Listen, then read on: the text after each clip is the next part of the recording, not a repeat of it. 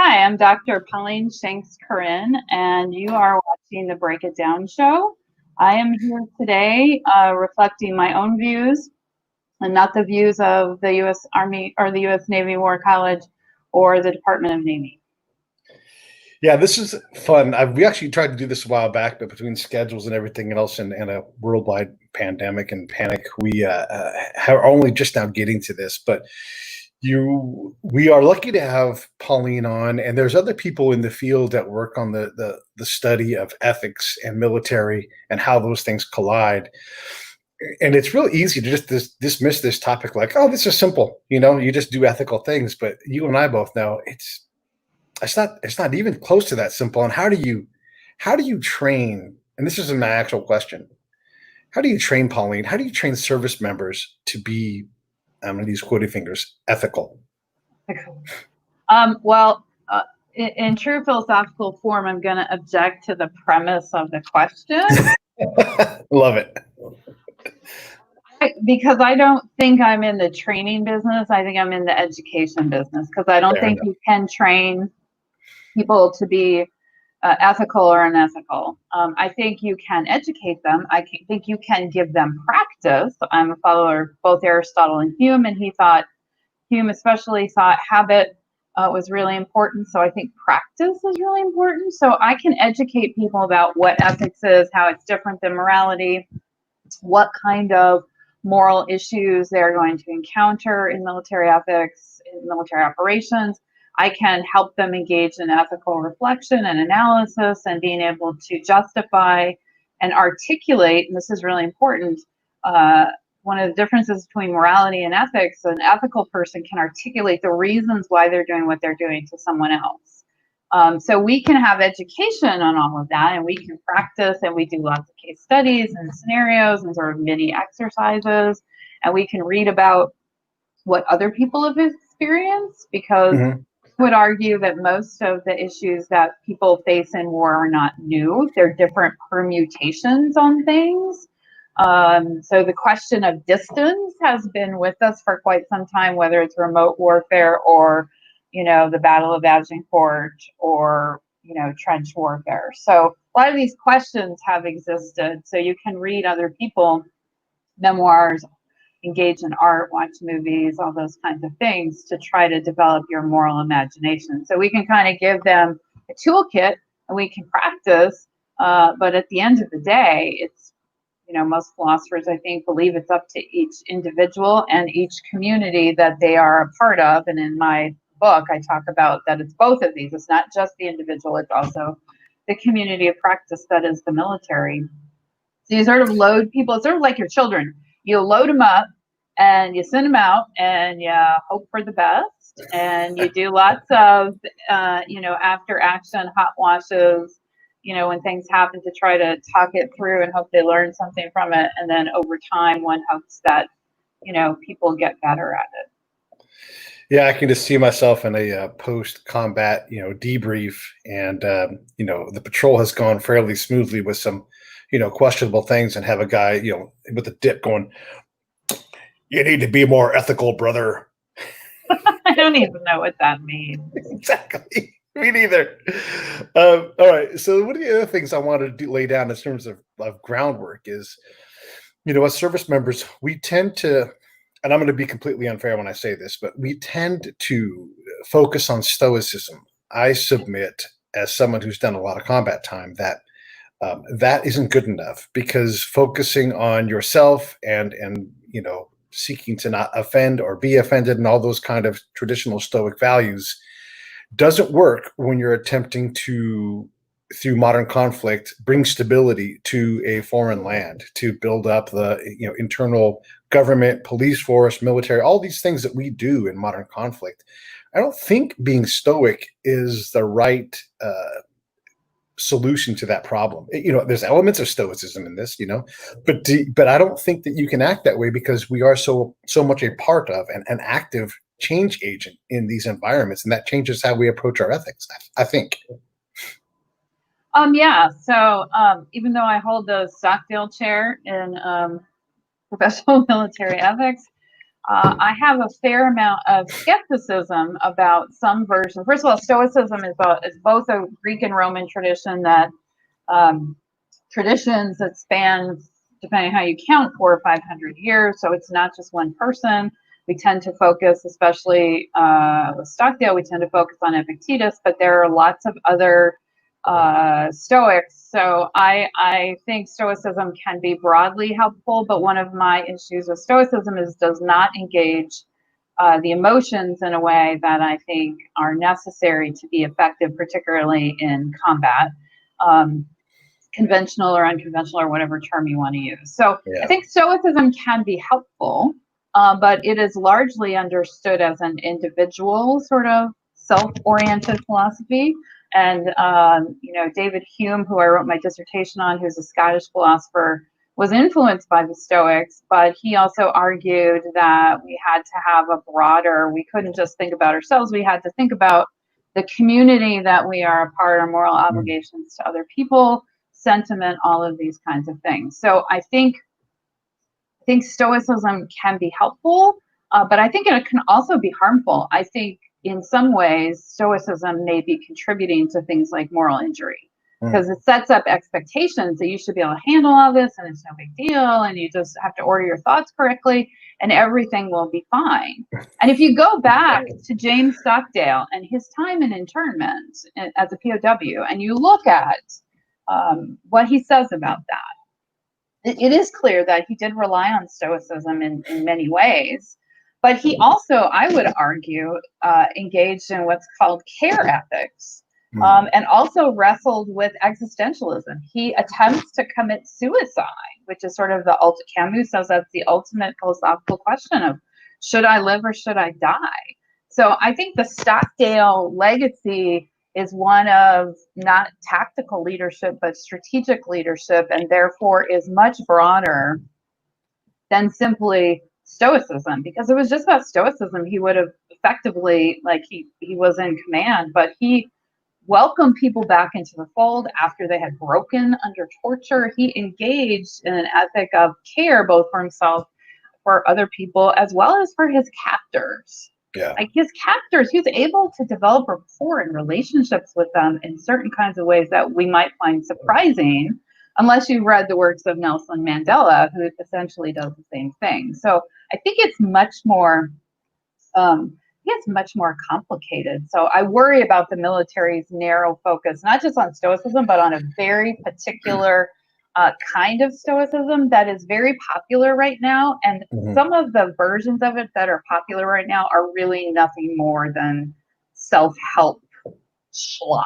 Sorry, it's just true. It's so overly simplified that as a philosopher looking at this, I'm like, And we have the Stockdale Leaders course at the Navy War College, and so we spend time talking about this. And we all love Stockdale. Like I'm thrilled to have a chair that bears his name, but I also think he would be the first person to say this is more complicated. So. It is. And I would say that, from my own personal experience, there's a level below tactics, the ground truth level, where things get really crazy because it doesn't make sense even 2 echelons above, like at the platoon level. The reality that you experience when you're on a patrol in a given area is dramatically different than what happens at brigade or battalion or even company, because they're oftentimes not co-located.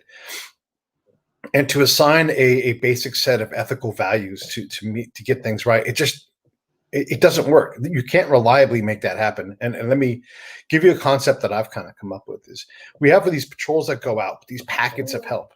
You've got farm help, you've got, whatever, like small business help, all these different aid elements, female engagement, and they all go out. But you reach a point well before all of these elements are put together of what I would call ethical saturation, where you putting so many good things in the bucket, there's no more room for it. And so you end up with these negative outcomes. Like you go out and you engage women without part of the thing in our paper is like you seek to improve the condition of women without knowing the condition of the women, and replace women with farmers, business owners, governmental. anybody. So that care, like the do no harm part, we're completely absent from that because we're really focused internally on what does my boss want? The commander says we have to do this. And part of what I would do is I would say, hold on, as soon as you say that, I know we're in the wrong spot. Our mindset is wrong. It's not about your boss. It's about what's possible here. And the boss is actually the governor, not your commander who's 500 miles away. Yeah, so in my book on obedience, I talk about professional judgment and discretion, which is a version of Aristotle's virtue prudence. And that is the form of thought he thought was necessary to be virtuous. It's not wisdom, it's not anything else, it's prudence.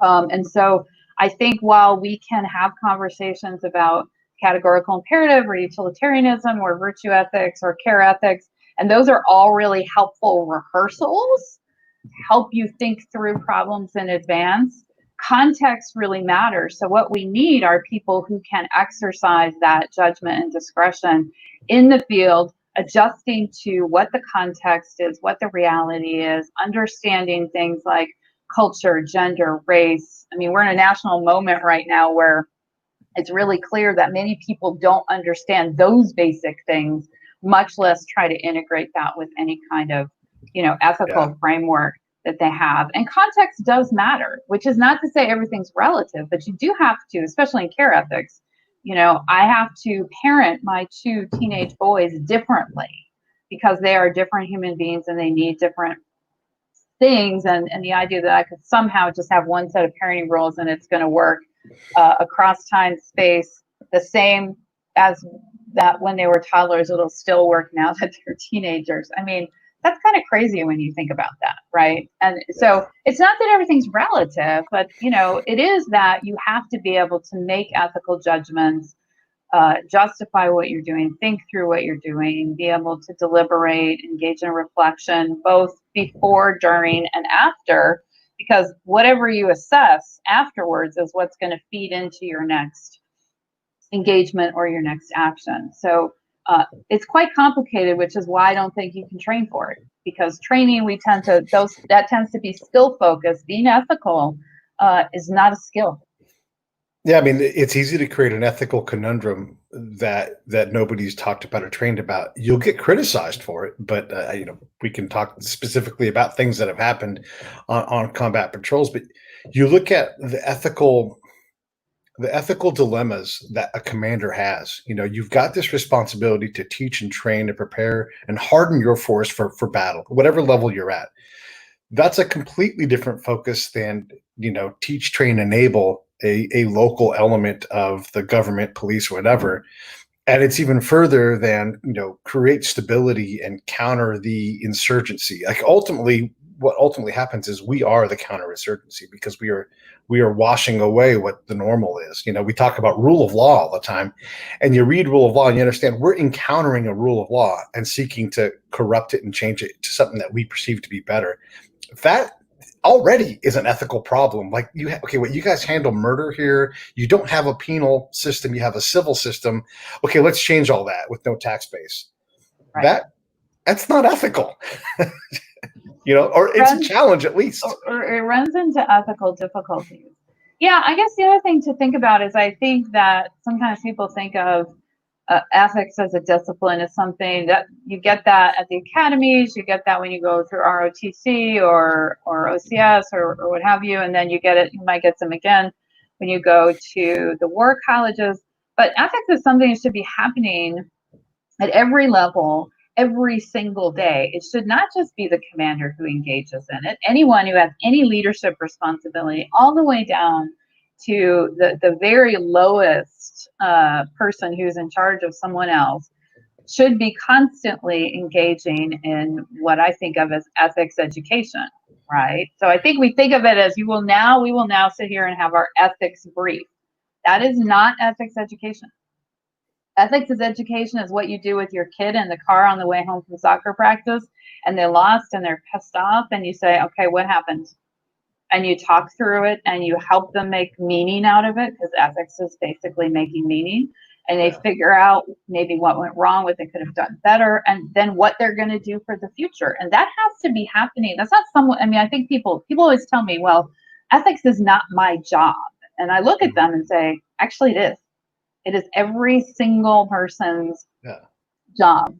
And so I think if we reframe how we're thinking about ethics, then when we go into these more, say, complicated or even complex environments like you're talking about, then it's not, oh, I have to follow this rule, which doesn't seem to make any sense given, let's say, Iraqi culture, right? There's something that's a disconnect here. But if I don't have any prudence, if I don't have professional judgment and discretion, I can't sort through it. Because if all I've got is the rule, or all I have is the core values card, and then I'm trying to sort through what to do based on one of the core values, hello, then you're going to have trouble. And we do have trouble. But I think it's in part because we have to, it has to go much further down. And this is something that you need a lot of practice at. Boy, yes. I was just about to ask you, and you're right. We need a lot of practice at this. Again, from my experience, ethics are not just situational, but they can be moment by moment. Like you can literally shoot someone in a firefight and then immediately go render aid for that person and switch from, these two completely different worlds that make no sense to us, and even less sense to the person that you just shot, that you're coming up there. Like, they have no idea how to deal with that. And that really, like, when you go into a room, you clear a house or a building and everything is lethal until someone calls the all clear. And that means, like, the ethics are completely different. And then once that all clear is sounded, a completely different level of care and handling of that situation changes. And then all of that can be interrupted by the chaos of combat again, where, like, let's say someone who we thought was dead isn't dead, and now they become a problem. It's like these are really challenging things that I don't know how you practice for them. I don't know how you practice for encountering a man who's engaged in an illicit activity with a young boy, and keep your patrol alive when there's no help coming. Like, you can't just kill everybody, but this is also a heinous thing that we're supposed to deal with. And then we also have a mission to conduct the very next day in the same village. These are exceptionally challenging things that how do you practice for that? Well, I mean, I think the Stoics did have this idea of rehearsal. So you try to rehearse, because the Stoics were big on, you are like an actor, you're playing a role, you inhabit a role. So when you are clearing the house, you're in combat role, right? When it's all clear, or someone surrendered to you, or someone needs aid, then you're switching to a different role, and you can switch back. You may have to switch back in a matter of seconds. And I think as much as possible, you try to rehearse, you try to talk through, you watch movies, and even though they're fictional depictions, like there isn't a lot, there's not a lot that's new. A lot of this is actually fairly predictable, but I think the thing that the students I've had that have been successful have been students who are comfortable with ambiguity and who can switch back and forth pretty quickly. And if you think about when you're a parent, especially if you're a working parent, especially right now, right? You're at home, you're trying to work, you got the cat running across the screen while you're trying to do an interview, you got the dog that wants outside, and then the kid comes up, but I'm still supposed to be talking about military ethics. And so there's just a lot of switching back and forth that has to happen. And I think that being able to deal with complexity, not just complicated things, but complexity where it's not clear what the right answer is, where there may be multiple right answers, where it's not even clear what the problem is.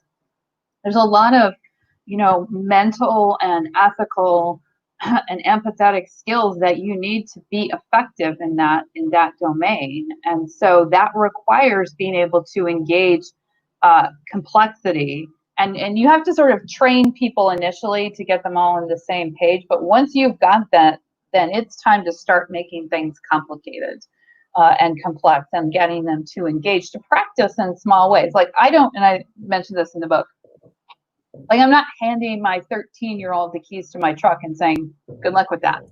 See you later. By 5, right? No, of course not. Like, I'm going to give him driving lessons. He's going to take driving lessons at school. There's going to be lots of conversations, lots of practice, probably some bumpy rides, right? Maybe an accident or two. And then over time, he's going to develop certain skills, especially judgment. But but also just practice and more at home in the environment of driving, which isn't one that he right now is used to, except on a video screen. So this is an iterative experience, right? It's, I think people think, and this happens sometimes when I get students at the Naval War College, they tell me, well, I am a leader and I am fully ethical, so I don't need your leadership and profession of arms class because I'm good to go. And I smile and I look at them and I say, no, you're not, because we're never good to go. If you're good to go, you're dead, right? You're bad. Exactly. Yes.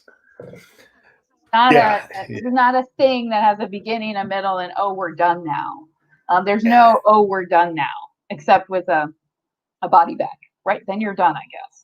Well, that's the other thing too. Like when you might be making the right ethical choice, and it may cost you or someone that you are working with, it may cost their life, and now you've got a whole different problem. I mean, it's one thing to be ethical, but you still have to be tactically proficient in the area that you're in, an area that doesn't tolerate a bunch of messing around. It's dangerous work, and to try to be this pious, ethical person, that's not the thing, though. I think Americans in particular have equate being ethical or really being moral. Okay. Being moral is, making a claim about what's right and wrong. We tend, because of our Puritan heritage, to view being moral as being morally pure. And that is a deeply flawed and problematic notion of what it means to be a moral or virtuous person. Moral person is a person who consistently and regularly does the right thing for the right reason and the right way and the right context and so on, from Aristotle. But they're also someone who can learn from their mistakes and constantly is growing and changing. A moral person is not someone who never does anything wrong. Right. And so we really need to, especially in the military, sort of have a zero tolerance sort of focus here, and it's really dangerous, and it leads to things like moral injury and having these expectations that you're going to come home with all of your people intact from a combat situation. Now, some people I know have been lucky enough and able to do that. That's not a reasonable expectation. Yeah. Like, people die and get hurt in combat. That's like rule number one. Yeah. Right. From MASH. And rule number 2 is doctors can't change rule number 1. Right. So in all things, consult MASH as your guiding philosophy. Yeah. The cost of that. And again, that goes back to like the commander's ethos, and how do you prepare for that inevitability that people die in combat, and what is ethical, and you look at like just the different planes of responsibility that you have there. If you're a reserve commander and everybody in your command has a real job that comes before soldiering, and what you owe those families to these young, it becomes a lot to deal with. And you're right. It's not about pious and being ethical are definitely different things. Why don't you give us another way to look at being ethical, so we have a platform to work off of as we continue the conversation? So I think of being ethical or being moral, really, but also ethical. Ethical is the ability to not just do the right thing, but know why you did it and know what the reason was and justify and articulate it to other people. So many children and teenagers are moral but not ethical. They can do the right thing, but often it's from accident or some other kind of motive. So another way to think about being moral is the way Aristotle thinks about it in terms of excellence. So it means to be excellent at being a human being. That doesn't mean it's without flaw. It also means you're constantly striving for better. But for Aristotle and Hume and some of the other people I talk about in my book, it's also not just about you. It's about the community that you are embedded in. So in the military, we have this sense of what it means to be an excellent soldier, sailor, airman, what have you. And that's called the profession, right? And it's a community of practice, and it's evolving and it changes over time, but it has norms and expertise and values that help articulate what excellent looks like. So excellent is not something I get to define for myself. It is something that's defined by the community of which I'm a part, whether that's the military or the Navy or my family or, being a citizen of Rhode Island or whatever it is, right? So if we think about morality more as excellence, then it's something, if we think about like athletic excellence, like Tom Brady, not my favorite football star because I'm a Seahawks fan, right? But he's excellent. And we can look at him and Russell Wilson and say, here's why he's excellent.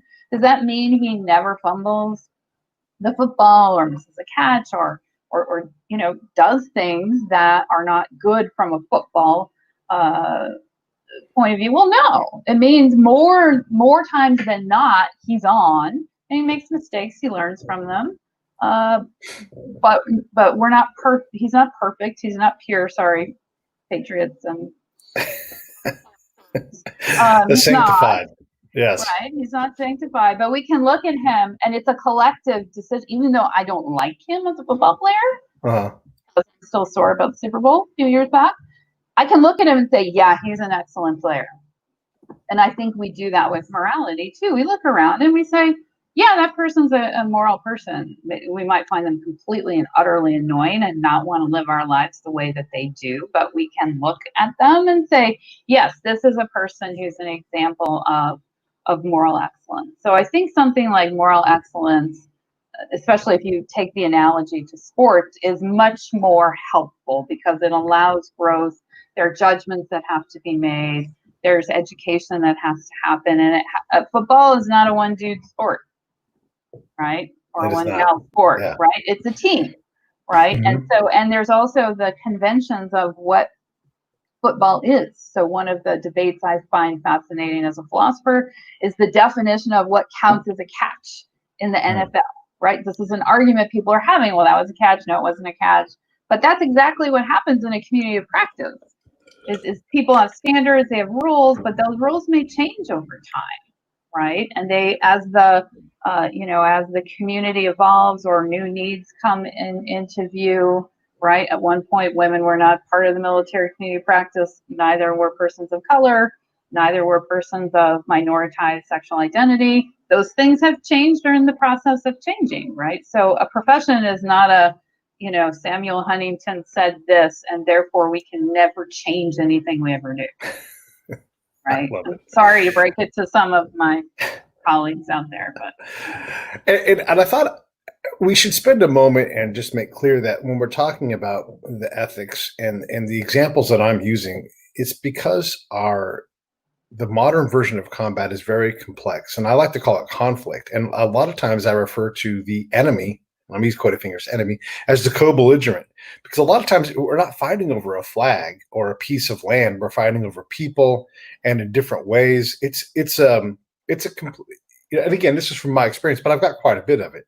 So when you look at trying to compete for these things ethically, it's hard. And so I think about a camp that I used to live on, and it had a switchback concertina wire security gate, and with 7 switchbacks. And if you didn't go deliberately through that concertina maze, you would snag every time. If you went deliberately through, you still would snag because it's just wide enough for a person.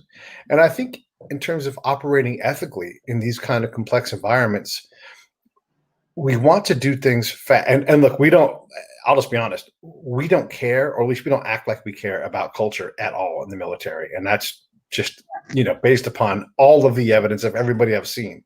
We have a card for cultural things, and it's like, don't make this symbol, don't do, whatever. Those have nothing to do with the complexities of combat. So as we try to navigate through this concertina maze, we're still going to get snagged even when we go slow. It really, ethics and culture, they don't abide our schedule and our operation plan.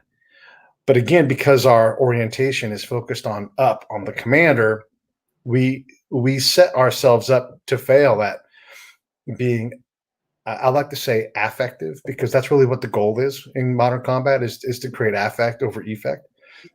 You can go out every day, you can go out and do the same things every day and try to win because you're being ethical, but the reality is you're not being ethical. You're not in a reliable way repeating any kind of success, and you're not achieving excellence. And that's evidence, because as soon as that unit leaves, I'm like, nothing has changed. Unit after unit comes through. Internally, we think we've done. Oh no, we did it well. We did it well. No, I stayed, and I watched everybody make your same mistakes year after year after year. It's why I got good at this thing. So that speed that the military requires, it doesn't work. Yeah, it is a speed. It's also a bias or a focus, understandably, for good historical reasons, on that kinetic activity wins battles and battles win wars. But that's not true. You can win lots of battles and you can lose the war. And the reasons that is the case are rooted in ethics, but it's also rooted in culture. And yes, you have the culture card, and yes, you have your core values card. And I used to teach Army ROTC to undergraduates, and I would tell them they were Army, so they have the leadership, acronym, and they could all recite them. And I said, okay, tell me what loyalty means. And they could recite the 1 or 2 sentences. But then we could beyond. I said, well, why is loyalty important? Or here's a conflict of 2 loyalties between your comrade who just committed a war crime and, say, the Constitution that you've sworn to uphold. These are now in conflict. What are you going to do? And that is very difficult, because that, like culture, requires not just thinking about the thing, but thinking about why the thing is the way it is. Why is it the case that certain cultural practices are problematic in certain areas? Like, what's the root of those cultural practices? Where did they come from? And it, really importantly, what kind of meaning do they denote, not to you, but to the people who practice them? Right. And it's the same thing with ethics. It's not enough to know that, well, I know it, I hear this from people all the time, I know the right thing to do. I'm like, really? I'm an ethicist and I'm confused. Like, I study this for a living, and you know the right thing to do. Oh my God, yes. Right? Yes. So I think there's this desire for simplicity and clarity. And believe me, like, I am all for clarity, but like, ethics is not a place where you're going to have that. Culture is not a place where you're going to have that. If you don't believe me, look outside your window in this country right now around the issue of race and racial inequity. It's complicated, kids, and it's okay. And I'm not saying that's a bad thing. Just accept. Here's a place to be a good Stoic. Accept that it's complex. Don't try to argue with that. Just accept that, and then figure out, given that, how do you need to operate? What do we need to look at in our own military culture, and how we wage conflict? I like your term, and I like co-belligerence, because a book on asymmetric warfare. I think, I'm not sure that there was ever a time when you had like simple symmetric warfare, but the experience seems to be, we're much more aware that there's a variety of ways in which we might interact with our co-belligerents, and not just in kinetic ways. So I think it's worth thinking about, if that complexity is a thing, and I think it is, then what does that mean for ethics? Then what does that mean for culture, rather than trying to like cram ethics and culture into some kind of, I will make this simple, I will make it something I can understand and I can deal with and I can control, right? Which, that's part of the danger of Stoicism, because Stoicism, at least Epictetus says, to focus on those things in your control and attend to those, and to let go those things out of your control. Except as Americans, we're really bad about making that judgment about what's in our control and what's not in our control. And we usually over prescribe, oh yes, this is in my children are under my control. Really? Yeah. No, they're not. Like, they might live in your house, but if you really think your children are under your control, like, we should have a conversation over an adult beverage, because I have some news for you, right? So I think it's worth maybe rethinking a lot of our core commitments, which I know is scary, and people don't like to do that. Yeah. Do you want to be successful in the military? Do we want to be successful as a nation, or are our ways of thinking about things that may be a fixed mindset instead of a more broadly open mindset? Is it worth your one, like, I will stick to this view, I don't care what reality says to me? Because reality is a harsh educator. Like, reality honestly doesn't care what you think. If you think COVID is a hoax, COVID doesn't care. It Like doesn't care. It's going to kill you. War doesn't care. Culture doesn't care. It's. I like to say that culture is omnipresent. It's like gravity. It gets accounted for everything, whether you account for it or not. It's getting its share. And one of the things that I've developed in terms of tools is a XY axis. That's a X, but XY axis, and it's just a tool. Like you can't look directly at culture. It's like staring at the sun to try to see. You can't study it. It doesn't work that way. So you look at your partner and you're looking for outcomes that don't make sense to you, like is corruption, passive aggressive behavior, incompetence. If those things come back at you, you have to say, I am not congruent culturally. I don't understand their goals. I don't understand their decision making process. And if you spend time working on those things to help build trust, you have a chance at getting some things right within that cultural dynamic. By the way, you have to simultaneously make sure they understand your decision-making process and your goals so that you can both be congruent. Otherwise, you're going to appear to them to be, this indomitable force, and they're going to go back to passive-aggressive behavior. So is there any does that resonate at all with how we work ethics? Like, is there a way to see outcomes and go, oh my gosh, I'm making ethical mistakes, or I need to shore up what I'm doing? Well, I guess I would look at it a slightly different way, but I think it's getting after the same thing. So I think moral imagination and empathy are really important. Empathy is not feeling sorry for someone. Empathy is being able to enter into someone else's experience, bracketing your own experience, entering into their experience from their point of view as they experience it. And one of my arguments is you cannot be an ethical person unless you can do this. Mm-hmm.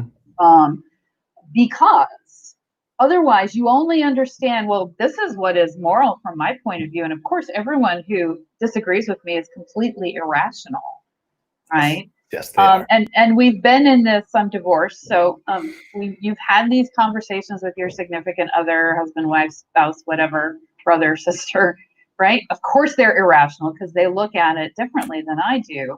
And I think part of being moral is being able to step out of your shoes into someone else's shoes and wander around for a while and let yourself go for a few minutes and try to figure out what is this like for them, right? So the first Christmas we were in Rhode Island, my oldest son was away from his father for the first time. And I was like, oh, I'm going to make this a great Christmas. I'm going to do this and this and this and this. And he was just a royal snot. And I was like, what is wrong with this child? And I eventually sat down and started thinking about it. I had been thinking about Christmas from my point of view and what I thought he would or should want. Yep.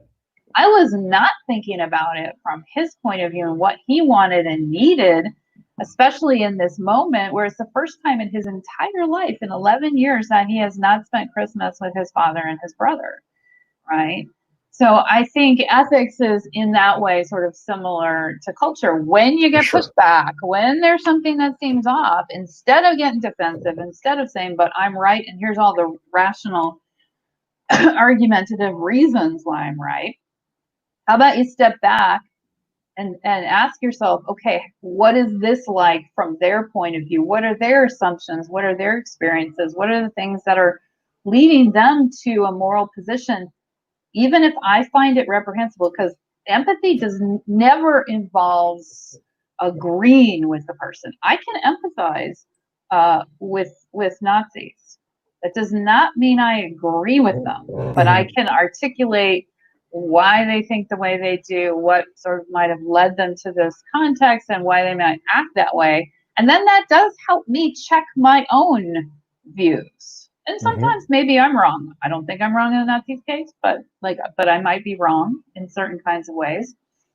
And then you can shift. And especially if you're having to work with someone else, whether that's, in a conflict zone or in your house with the other humans and creatures that live in your house, we're humans and we live in community together. And so part of community is just like with culture, is negotiating what those boundaries are and ultimately why people act the way they do. It's pretty rare that people are completely and utterly irrational. Like, I haven't found very many people that are, or cultures, What I have found is people that I don't agree with where their starting premise, and so I don't agree with where they end up, but I can completely see how they got there if you admit that first premise or that experience or whatever it is. You're describing a lot of what I did, as a spy in a conflict zone. Is my job was to enter their reality, and I had to balance this equation. It's how I always liken it, and I've got to simultaneously enter into the U.S. side of the equation and be relevant enough to explain the other reality and be somewhat believable, and also be allowed to get it wrong, because I'm trying to translate things that don't go together. And one of the teammates I had kind of brought it the liminal space idea, where like I'm popping in between these realities and trying to communicate what needs to be communicated between the two elements, to just to nudge them closer, so that as a group they could accept the things that I was seeing as being like, hey, this is normal, like whatever it's going to be. Like when I talk about rule of law, you're saying rule of law, but so is this guy over here. And you guys are talking about two totally different things. You're the rule of law guy. This is the starting point where they're at right now. If you want to effect your change, you're going to have to accept where they are. And let's not put a judgment on that position where they're at, because let's be honest, what would we be doing if we were to change roles? If I had lived in I'm 50 years old. When has it been peaceful in Afghanistan in the last 50 years? How would I have a different? There's no way I would have a reliable different, like, oh, well, I would figure it out. No, I could be dead, So that's a lot of what I did, was try to enter into these different realms. And still, the biggest problem in this equation was the military all the time. I mean, they struggle with, like, one of the things I always say to commanders when I first meet them is, even if I'm new to the area, brand new, like first day there, and I see like the big boss, and they'll say, hey, what do you do? Like, oh, I'm a intelligence operator. I'm going to go out and collect, and I'm going to figure out who the key players are in the valley and make them my friends. He's like, okay, great. I want to know who the most influential person is in the valley. And I'm like, oh, I've already done that. I already got that figured out. Oh, how could you do that? Well, there's no way you can do it. Like, it's you. Wherever you show up, your money, your power, your guns, everything, it screws everything up. The less powerful you are, the more successful you'll be. You don't believe me, but you'll see. Because I've done this over and over again for all these different commanders. And it drove them a little bit crazy at first, until I learned how to communicate that, which is another part of being in that bubble. And that gives a chance at being somewhat culturally savvy and acute, or have some acuity, I should say. And then the same thing with the ethical part. Like, you have a chance at being ethical. Like, if the commander is not going to put any real emphasis on female engagement teams, like, I've been in a meeting. This is an absolute 100% true thing. And they're like, hey, we need to do some female engagement. Like, okay, great. It's like 25 people in the room. And the sergeant major spins around and says, well, why don't we get Sergeant Brooks? She's a female. And I'm like, okay, no, stop. That's not good enough, That shows, right? My first question, if I've been in the room, would be, why do you want to do female engagement? Right. And what does that mean to you? And how does that relate to your mission? I mean, the military is like academia. It is this large, unwieldy bureaucracy that has its sort of its own logic and its own way of functioning. And I think that I don't know that it's the military, so you have that bureaucracy piece, but then you also have human beings that inhabit that bureaucracy. But human beings can stop and say, okay, well, why do we want to do female engagement, other than someone higher up the chain of command told us to do that, which is often the reason. But then I think for commanders, you are not engaging in ethical leadership if you cannot articulate to your people why this is ethical. And that I find, since I educate now sort of mid-career military and civilians, that is the hardest thing. People are like, well, no, it's the right thing to do. Yeah, or I totally agree. I know it's the right thing, or it's in this doctrine, or it's in this, and that's the appeal to authority argument, which makes philosophers kind of twitchy. But until you can engage in being able to articulate and justify what is right and what is wrong, you're engaged in moral leadership. You're not engaged in ethical leadership, and people in the military need to be engaged in ethical leadership, especially at the higher levels, but not just at the higher levels. And so what you're describing is very much, we need to do this. We don't know what it is, clearly, by by the suggestion that was made, well, it must have something to do with women. So, ooh, there's a woman. So she must be good at that. Well, that'll get that sorted. But those kinds of things, by the way, those kinds of things are happening right now in lots of conference rooms with race, and it's the African American officer in the room instead of the woman that people are like, hey, he's black or she's black. Let's put them on the task force. Right. The same problem.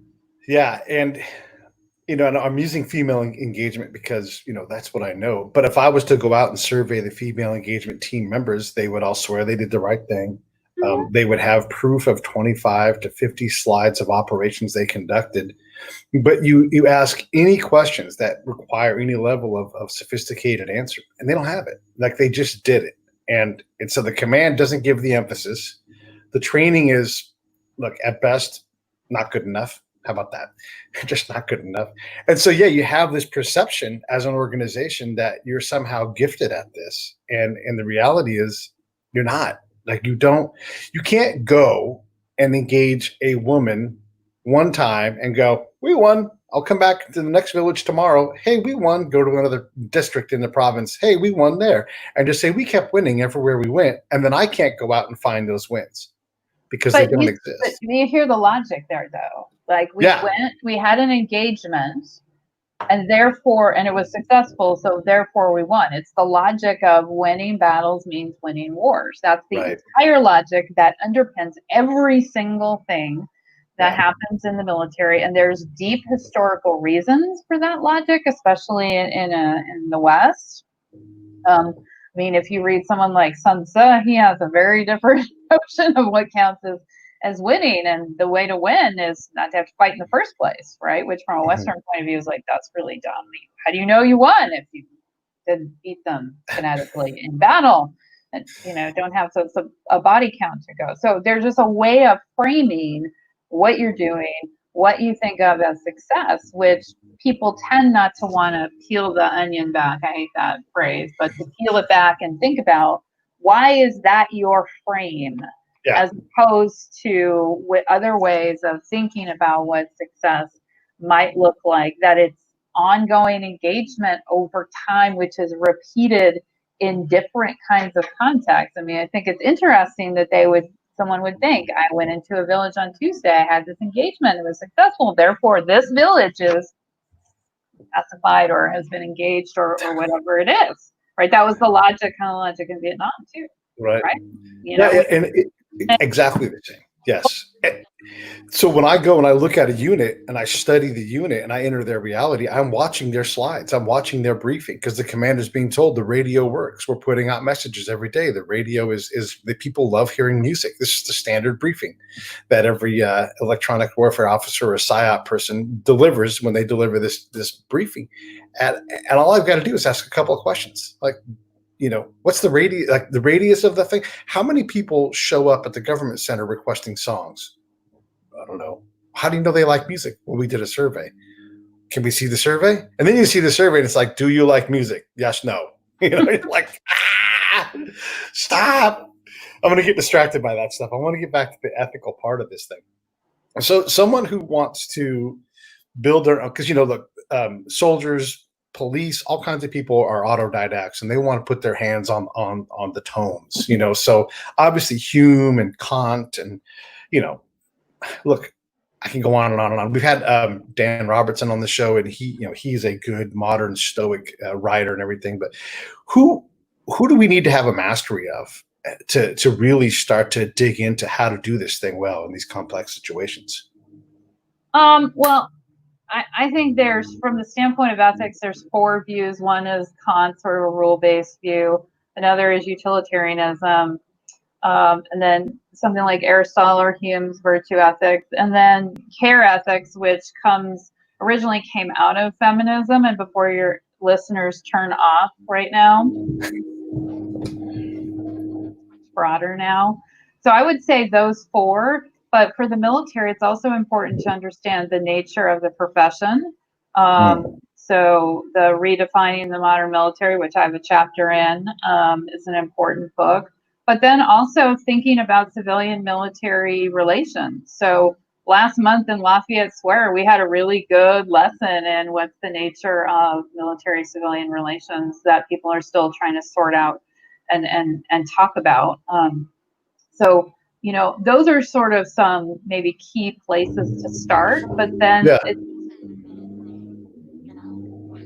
to you and what you find interesting. If you find Stoicism interesting, great. For God's sake, read something other than Marcus Aurelius and Epictetus. That's all I'm asking, and I'm sure your last guest would agree with that. Like, pull out some Seneca. For crying out loud. Seneca? What? He just took naps, that guy.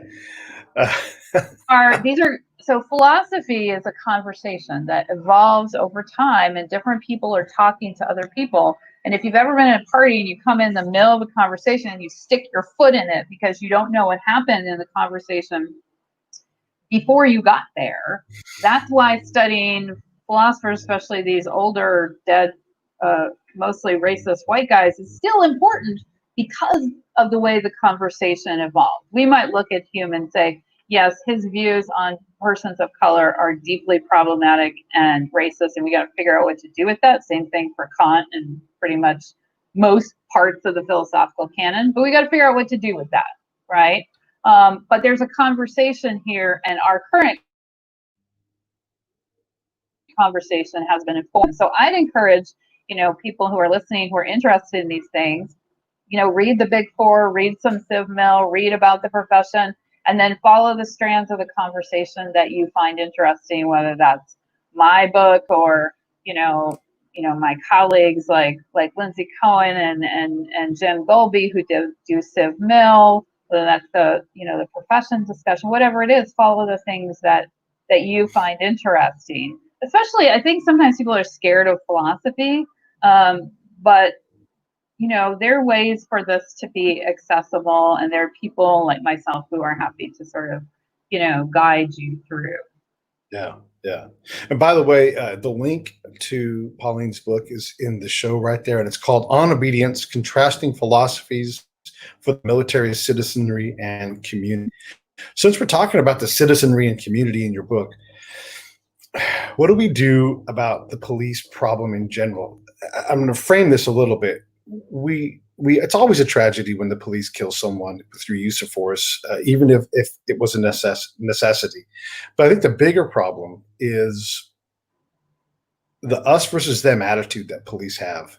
You know, like the default to arrest somebody and we'll let the judge sort it out. If you didn't do anything and someone rips your freedom away from you, and then you have to go to jail, get bailed out, be embarrassed, missed work, go through court, go through the stress of the court case to have the DA go, forget it. Well, you know, it's horrible. It's a horrible trust destroying endeavor, you know, and that's just someone who didn't do anything. Now imagine, you know, all the other scenarios that go up from that in terms of complexity. How do we hold, look, and the police are willing, they want to know, like, how do we do this better, you know, and from an advanced academic level, not just like defund. Let's not be that silly. Let's get smart about this. How do police departments, and then on the backside, how does society act more ethically, would you say, as a professor? So this is complicated. It's further complicated by the fact both my children are minority young men, minority teenagers. One's African American, one's Latino. So the last few months has sort of, you know, been a different, maybe I have a different take than most academics do because of my personal commitments. What I would say is, like with warfare, we need to think about how do we view policing. I taught philosophy of law for a long time, and there's lots of theories of punishment and theories of state violence and theories about what the police are for. And how did our current models of policing evolve? How did we evolve to have essentially this sort of warrior us them mindset? And there may be some good historical reasons why that evolved. Now, that said, it doesn't mean that we still have to be committed. I mean, people have done really good research on how the current policing models are rooted in, like, you know, slave patrols. Okay, that's not a good model, right? Things, you know, we would hope that, let's start there. Let's start with the things that we do think are important. But then I think, you know, the police officers that I talk to, a lot of them are like, listen, I'm not a social worker. I don't have mental health training. There's most of the calls that I get are having to negotiate like the bounds of human community, like the husband and wife who are fighting, the neighbor who's terrified of anyone who's not white walking around her neighborhood, maybe for good reasons, maybe not. So there's sort of a broader discussion about what is policing for. Let's do that. Let's do that well. Let's train people in de-escalation. Let's rethink the use of force continuum. Let's do all of those things. But then let's also not have cops doing things they shouldn't be doing. They're not trained to do and don't want to do. Like we farmed out it's sort of like the military. We don't know what to do when something happens overseas. Like Iran is misbehaving. We don't know what to do. We're like, send in special forces, send in the Marines. We don't know. It's like our easy button. Well, in domestic society, cops are our easy button. When we don't know what else to do, well, you call the cops. Well, that's intellectual and social laziness, right? There are other ways that we could learn as a society to cope with, to deal with a lot of the things that the police get called for that they really are not helpful for, not trained for, and it's not part of their profession, right? So if there's a benefit to the defund movement, it's to open up the conversation of what's appropriate in policing, what's ethical in policing, what's not. The other piece is I would like to recall, as many of my friends and former students who are police, recall them to the notion of what their profession is. And part of that is ethical norms and standards, but it is also service to the community, protect and serve. And so anything that does not fall into that, and any action that's being taken that doesn't conform to that norm, I think is deeply problematic. But I think we've gotten to a point in society, the reason why police are so powerful is because we've handed them, they're our easy button. We don't know what else to do with this stuff. Yeah. And so rather than engage with race and poverty and the breakdown of the family and difficult interpersonal relations and drug use and schools and homelessness, rather than deal with those issues, we're like, we'll let the cops handle. We'll put the cops in the schools. Yeah. There's a good idea. So some of it is, as I've argued in the book, it's not just the military civilian where the military needs to do stuff. The civilian side needs to do stuff. We as civilians, I don't like that language when it comes to the police, but we as citizens have to start taking more responsibility and stop calling the cops every time there's a person you don't recognize in your neighborhood. For example, I just moved to a new neighborhood. I'm scared to death that my son will go for a walk outside and someone will call the cops on him because they don't recognize him. Because we just moved to the neighborhood. Yeah. Right? So some of this is about changing how we think about things. Some of it is about police sort of, coming back to their own sense of profession. And there are cops who are really, like on Twitter, Patrick Skinner, like I love his feed. He is committed to the work and doing it the right way. And there are people like that. And those are the people that I want on the street. They are the people that I want to be there. And we need more of those kind of people and less sort of the warrior vet bro, us versus them. And I'm taking out the bad guys. Like it's a bad Steven Seagal action movie. That is not how it is. I want to include some of the other bad actors in this too, the executive branch side of things, the mayors who aren't able to guide their expert cop. We just had a guy who's got 40 plus years at LA County Sheriff's and that complex job working that giant, district. The executive branch has to do their job in terms of provisioning all this extra training, dealing with mental health. And, because we dump that on the cops too, like, hey, we're not sure what to do with mental health. So how about we'll let them all go and then you cops can deal with that in addition to get my cat out of the tree. I just saw 2 cops from Pembroke Pines in Miami area swim across an estuary, where there's always alligators, to go save someone, and then the next call is going to be like, it's an impossible situation. And if we're going to have good police and get rid of the bad apples, it's going to be expensive to train, to reward that kind, because those people will get hired away by Microsoft or Apple or something. They're like, "Ah, this is too hard," And then the other part is, when I talk to folks about this in society, we struggle to know what our role is in this. Like, how do we all personally take accountability for what we're going to do? I know, like for me, as a combat guy, when I see a police officer and I'm engaged with them, I do everything I can in my power to let them know that I'm not a threat. Mhm. I'm going to put my hands on the wheel. I'm going to move very slowly. I'll go so far as to interlock my fingers, my index and my thumb. So I say, look, I'm going to stay like this until you get, because if they got their hand by their gun, I'm like, we got to slow down, Mhm. because I can see where your hands are. You can see where my hands are, and yours are in a dangerous spot for me, but I take that. I act like someone who doesn't want to get shot. Now, it's easy as a 50-year-old dude to say. When you're 18, your brain doesn't work like that.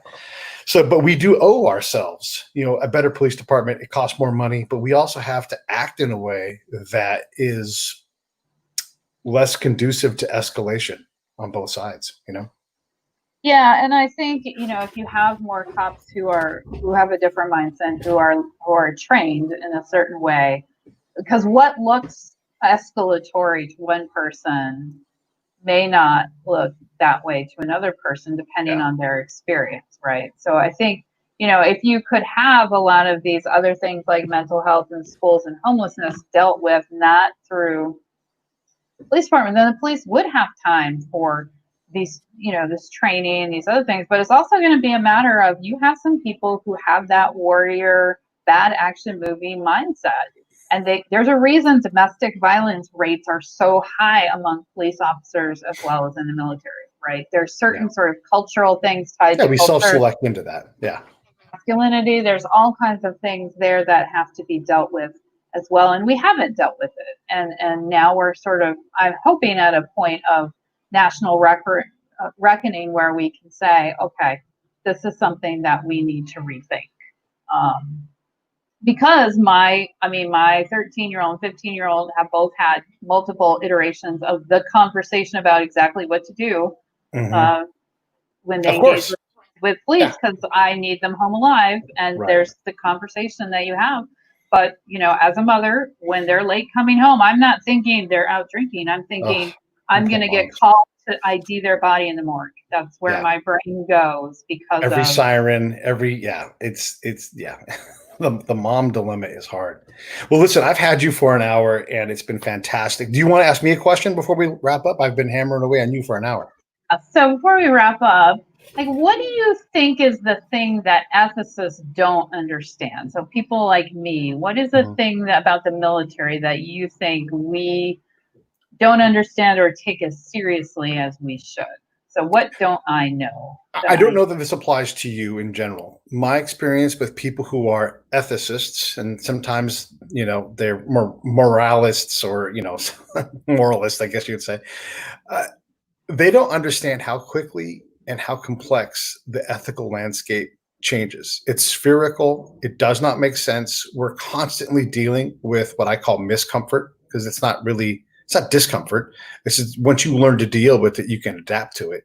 But that complexity, that change, it's hard for folks in the academic world to understand that, because you don't have the ground experience to deal with what I've seen us deal with. And it makes it challenging, because the solutions that come down, the training we get, the education we get, it's not useful. It's not useful at all, And so that's the big challenge. And again, I'm talking to you about it.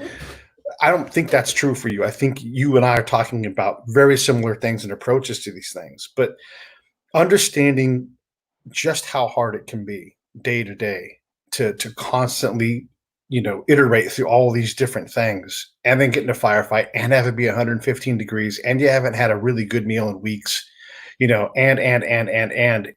it's very hard to expect a unit of men primarily to go out and act in a way that you would think was ethical, like the and I don't want to get into a whole long conversation, but like these really hard charcoal gray areas like Clint Lawrence,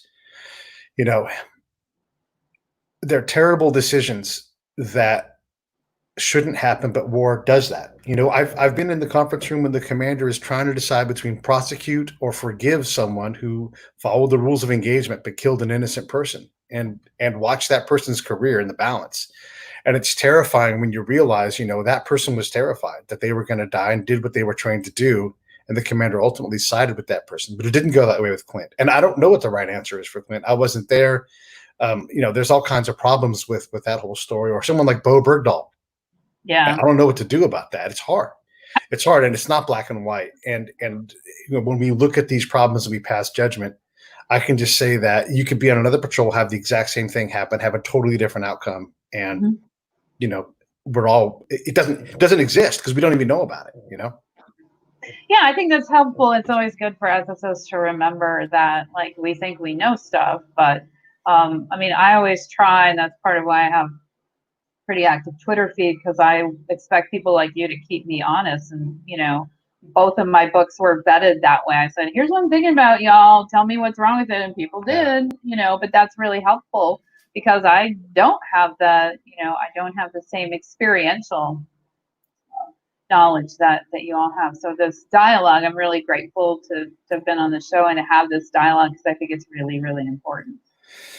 Yeah, well, anytime I can help out, I'm glad to do it. And I don't profess to know everything. I just know the things that I've seen us do as a military and State Department. Boy, they're a bunch of assholes too. So we get us all in a room, and we're glad to make a bunch of mistakes. Either way, everybody should get out and go buy her book if you're into the whole ethics thing. If you're in the military or police, you really need to read this. On Obedience: Contrasting Philosophies for the Military, Citizenry, and Community. Available on Amazon. If you use the link, we'll get a little kickback from that. And just, Pauline, let's do more of these conversations. Let's find some more people to challenge ourselves and get uncomfortable, so we can try to sort through some of these complex things, so that maybe we can find some easier things to train and educate people on. Absolutely. Thank you. All right, I'm going to sign off here. Hold on.